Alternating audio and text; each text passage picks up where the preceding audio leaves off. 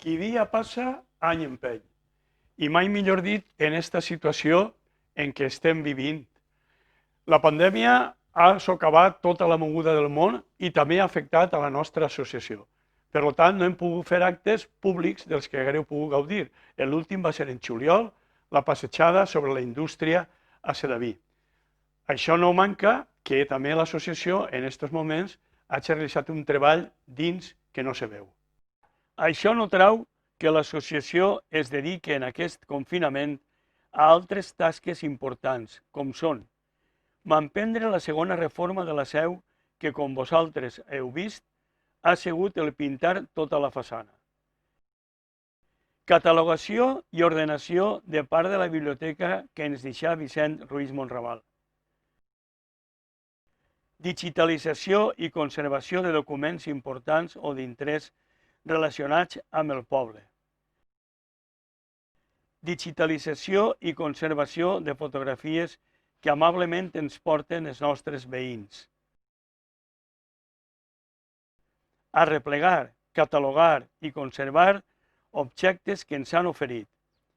Tota aquesta faena, encara que és costosa i a llarg termini, ens agrada molt.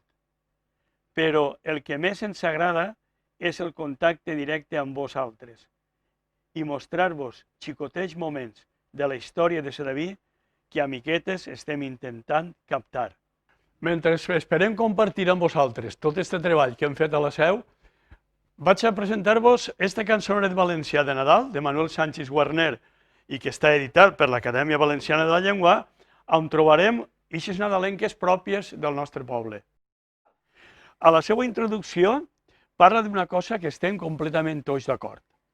Diu, els valencians, amb la nostra habitual despreocupació pel nostre patrimoni espiritual col·lectiu, desconeixem quasi per complet les cançons nadalenques autòctones.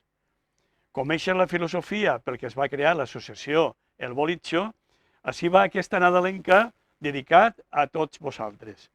Diu, pastorets i pastoretes, feu-me llenya que tinc fred, no me la feu d'arxilaga, feu-me-la de romeret. En eixa bona voluntat i en eixa il·lusió de felicitar-vos, bons Nadals a tots i a tots i que tinguem un any millor que el que estem acabant. Un abraç.